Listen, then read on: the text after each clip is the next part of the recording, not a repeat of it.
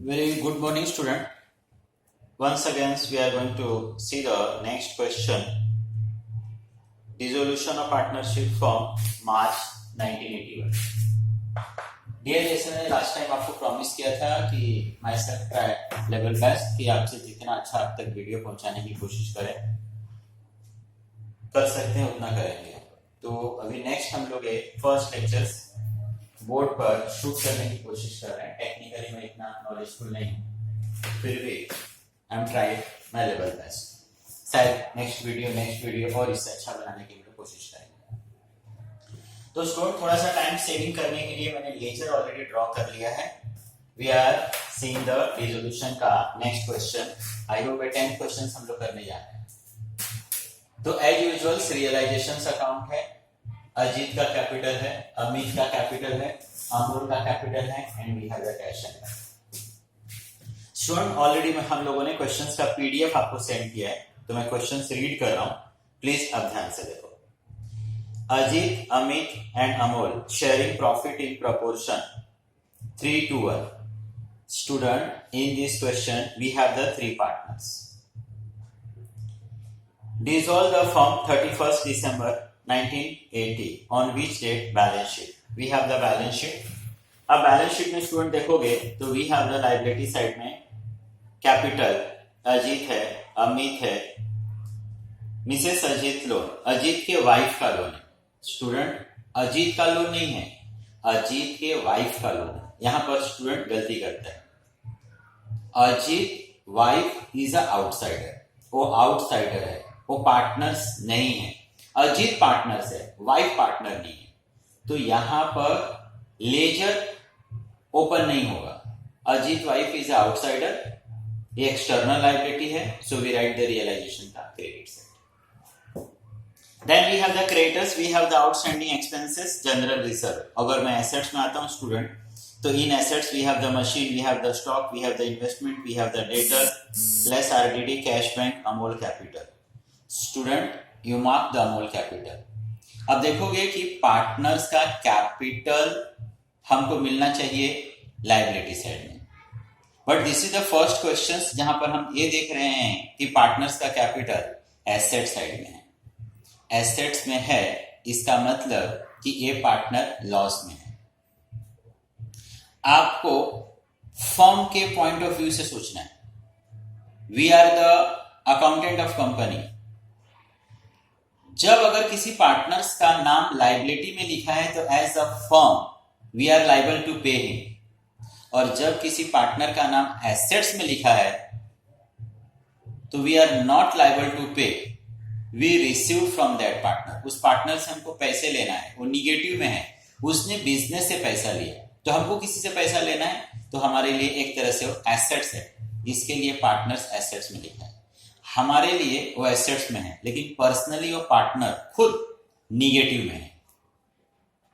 वो पार्टनर्स को पैसा फर्म देगा नहीं, उल्टा उससे फर्म क्या करेगा, लेगा। तो अगर हम एज अ अकाउंटेंट सोचे तो ये हमारे लिए एसेट्स है, इसके लिए इसने बैलेंस शीट के एसेट्स में लिखा है। एंड एज यूजुअल अगर फिर मैं एडजस्टमेंट को रीड करूं तो investment was taken by Ajit 28,000 agreed, discharge the wife loan and so on. तो ऑलरेडी स्टूडेंट ये द क्वेश्चंस, तो क्वेश्चंस के रीडिंग में ज्यादा टाइम नहीं लेके वी स्टार्ट द क्वेश्चंस। जैसे मैं बार बार रिपीट कर रहा हूं कि ऑलरेडी थ्योरी में मैंने आपको इसका स्टेप्स लिख कर दिया। स्टूडेंट, अगर उस स्टेप्स को फॉलो करते हुए क्वेश्चंस करोगे ना तो कभी भी आपसे गलती नहीं होगा। जिसके अंदर मैंने बार बार आपको रिपीट किया कि first you draw the ledgers. अगर इसके अंदर और मैं कौन सा लेजर ड्रॉ कर सकता था, अगर पार्टनर्स का कैपिटल होता तो एक मैं वो भी ड्रॉ कर लेता। मैंने बताया कि we start the posting, asset side का पोस्टिंग करोगे। मैंने बताया कि except cash bank profit and loss, liability का पोस्टिंग करोगे। पार्टनर्स की लायबिलिटी, पार्टनर्स के लायबिलिटी में आप क्या करोगे, लिख दोगे।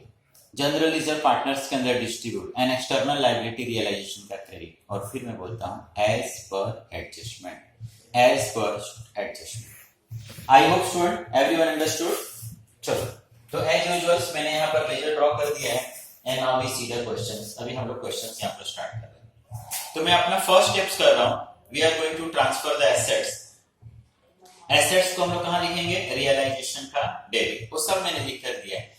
बाहर नहीं करने का, सिंपल सोचो, we are going to transfer the assets, dear we are going to transfer the assets, assets is a debit balance, assets is a debit balance, तो we also write in the debit, मैंने लिखा to sundry assets, sundry assets, first one is the machinery,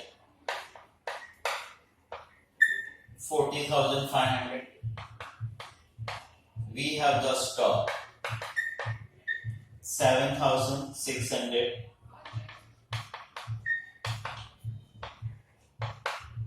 we have the investment 30,800, and same year we have the debtors, and this debtor is 9,300.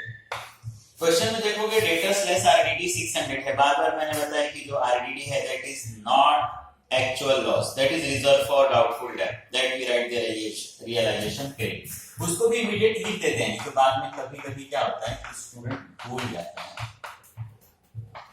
और आप तो गलती करने के लिए पैदा ही नहीं हुए। Take the total 88,000, okay, then we have the cash and bank, मैंने बार बार बताया ना कि cash and bank we have the separate ledger, cash and bank में जाएगा, एसेट साइड का मैं पोस्टिंग कर रहा हूं, एसेट साइड का पोस्टिंग कर रहा हूं, assets is a debit, assets is a debit, cash को कैश एंड बैंक में लिखना है, तो देखिए क्या लिखूंगा, to balance brought down, and this is 15,900. Then we have the Amul capital debit side, Amul का कैपिटल है, हम लोग भी अमूल का कैपिटल देखेंगे, ये अमूल का कैपिटल, उसने क्या बोला डेबिट साइड, एसेट्स है ना, चलो तो we also write डेबिट में to balance brought down, and this amount is 10,500. I hope student everyone understood. I hope यहां तक किसी को कोई प्रॉब्लम्स नहीं होना चाहिए। हम लोगों ने एसेट्स का पोस्टिंग कंप्लीट किया। Now we see the liability side student. अब लायबिलिटी हम लोग देखते हैं।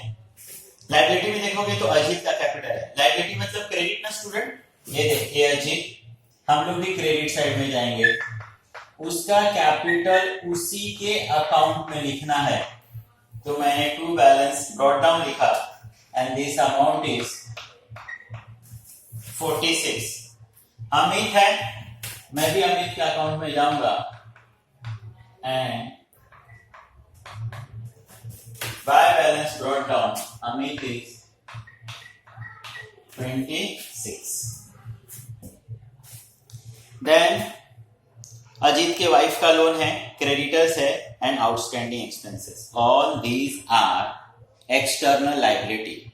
ये सब का मैंने लेजर नहीं ड्रॉ किया है student, all these are the external liability. Amul को अमूल में क्यों लिखा, किसका लेजर था, अजीत को अजीत में क्यों लिखा, किसका लेजर था, कैश एंड बैंक को कैश एंड बैंक में क्यों लिखा, लेजर था।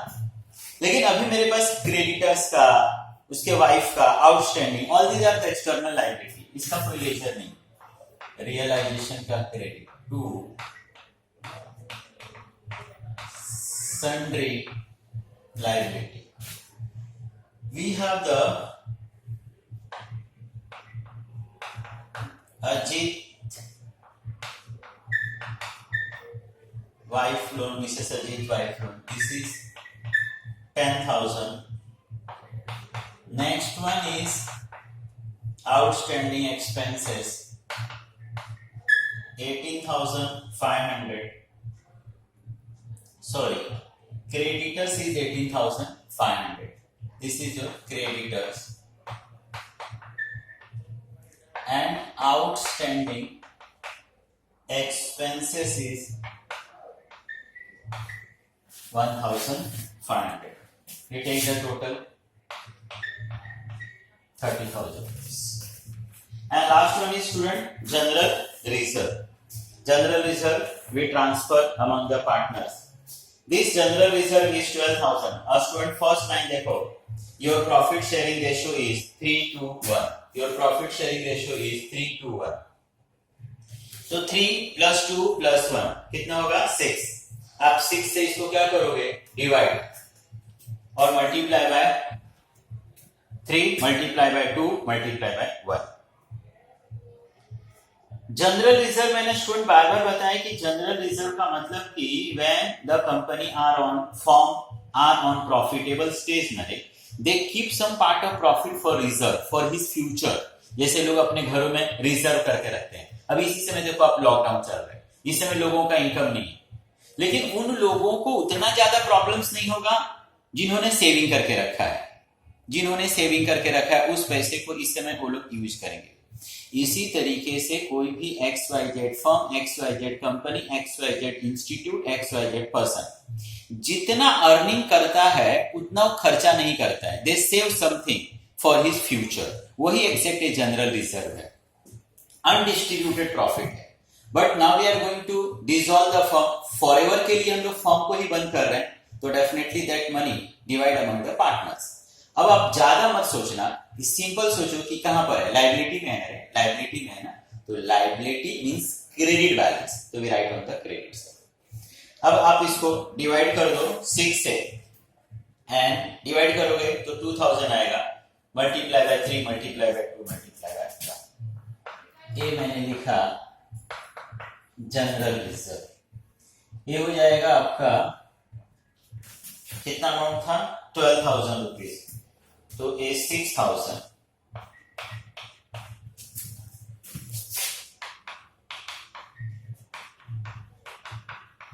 General reserve, 4,000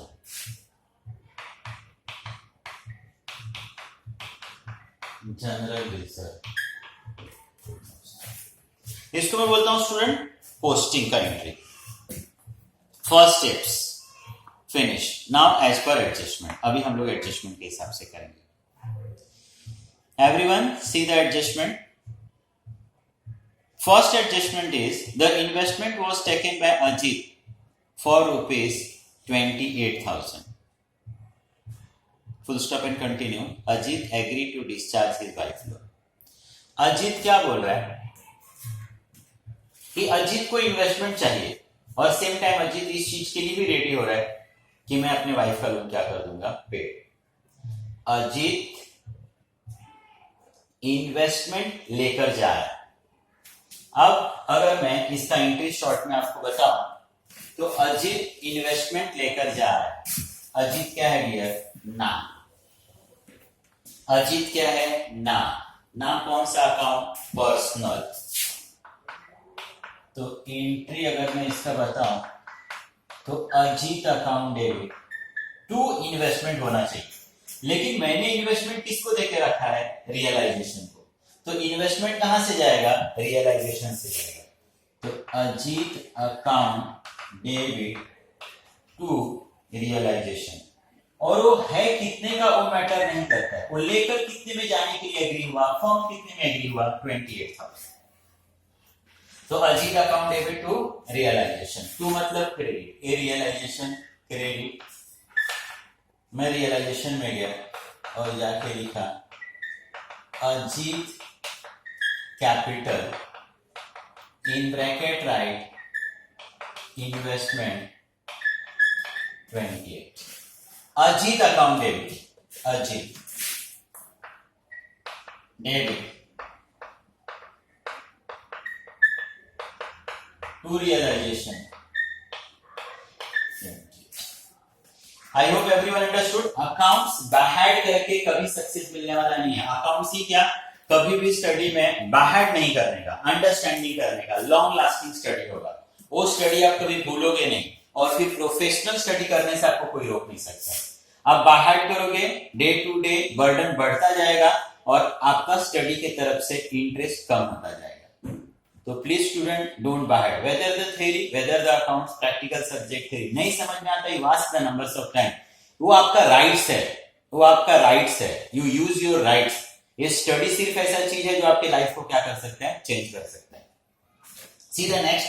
Ajit agree to discharge his wife loan. Same जिस तरीके से अजीत एसेट्स लिया उसी तरीके से क्या बोल रहा है? अच्छा चलो मैं अपनी वाइफ का लायबिलिटी लोन है ना मैं पे करूंगा। यहां पर अजीत रिसीवर था, now Ajit is a giver. ये वाइफ के लोन को क्या करने वाला है, पेड करने वाला है। तो व्हेन अजीत पे वाइफ लोन, तो अजीत इज अ गिवर, ना पर्सनल गिवर, गिवर पर्सनल में क्रेडिट, और वंस अगेंस्ट लोन डेबिट होना चाहिए था, लेकिन लोन किसको देके रखा है, रियलाइजेशन को, एग्जैक्ट अपोजिट इंट्री। तो realisation account debit to Ajit. अब यहां पर अमाउंट नहीं लिखा है, it means full amount 10,000 rupees, full amount 10,000। Realisation account debit to Ajit, realisation में debit Ajit capital, amount is 10,000 to Ajit, to मतलब क्रेडिट,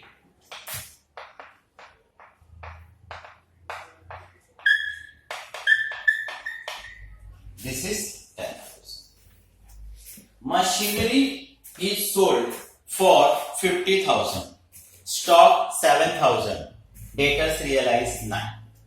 अब यहां पर हम लोग सोल्ड कर रहे हैं, रियलाइज का मतलब भी सोल्ड, यहां पर कोई पार्टनर लेके नहीं जा रहा है, इसका मतलब क्या हो रहा है, फर्म सोल्ड कर रहा है। And here when firm sold Nare, as an accountant we are doing the question, when firm sold ना, तो सिंपली क्या होगा, कैश आएगा और एसेट्स जाएगा। तो एंट्री तो होना चाहिए cash and bank account debit to assets, but once against मैं बोलूंगा कि अरे ये सारा एसेट्स मैंने किसको देके रखा है, रियलाइजेशन को देके रखा है, एसेट्स रियलाइजेशन के पास से जा रहा है। तो entry is this, cash and bank account debit to realisation, cash and bank account debit to realisation, cash and bank का डेबिट, रियलाइजेशन का क्रेडिट। तो रियलाइजेशन के क्रेडिट में कैश एंड बैंक। अगर मैं एसेट्स की बात करूं तो देखो एसेट्स में आपको क्या क्या उसने बोला है, machinery, this machine is 50,000 student,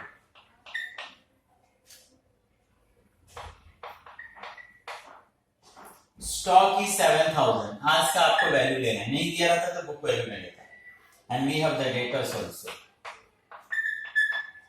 and this debtors is 9,000 student, this debtor is 9,000, total is 66। Cash and bank account debit to realisation, मैंने रियलाइजेशन में लिखा, now we writing the cash and bank, cash and bank का debit to realisation. I hope everyone understood, enjoying, if you are enjoying then please smile and continue. Study हमेशा खुश होकर किया करो। Creditors and outstanding expenses were paid full and realization expenses। अभी भी यहां पर किसी का नाम नहीं लिखा, मतलब firm will pay creditors and outstanding expenses, देखो ये दोनों लायबिलिटी पेड करना बाकी था, now firm are going to pay. अब फर्म पे करेगा तो once against cash will goes out, and फिर से मुझे एंट्री करना चाहिए liability account debit to cash and bank, but liability किसको देके रखा है, रियलाइजेशन को, तो entry is realisation account debit to cash and bank. ये रियलाइजेशन मैं डेबिट साइड में आया, मैंने कैश एंड बैंक लिखा, और फिर लायबिलिटी में देखो मैं क्या क्या लिखने जा रहा हूं, creditors and outstanding expenses, my dear creditor, and this creditor is 18,500, outstanding expenses 1,500 student, this is your 20,000। another realization to cash and bank, cash and bank के अंदर realization and amount is student 20,000। And last one is realization expenses। मैंने बार बार repeat किया ना कि when we are going to shut down the business, so definitely आपको कुछ ना कुछ पैसे खर्च करने पड़ेंगे।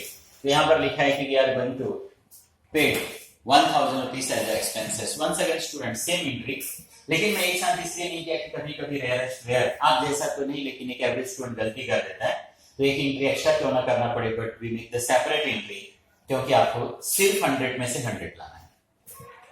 तो realisation account debit to cash and bank, same entry, once against cash and bank,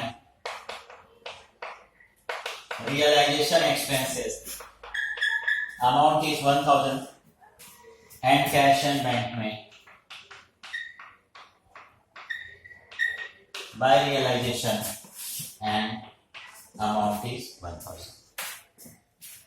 Here we complete the question student. अब as usual जैसा हमेशा हम लोग टैली करते हैं वो टैली करने की कोशिश करेंगे। नंबर्स ऑफ टाइम मैंने आपको बताया कि you take the total both the side, जो टोटल बड़ा रहेगा that we write both the side, और जो छोटा वाला टोटल रहेगा उसमें हम लोग उसको माइनस करेंगे। Credit side is the income, debit side is the expense. अगर क्रेडिट बड़ा है मतलब आपको इनकम हुआ ज्यादा, इसका मतलब प्रॉफिट, और अगर डेबिट साइड बड़ा है तो इसका मतलब आपको क्या हो जाएगा, लॉस। तो we take the total is 124,600 to profit transfer to partners के अंदर प्रॉफिट को हम लोग ट्रांसफर करेंगे, एंड दिस इज 4,500। अजीत,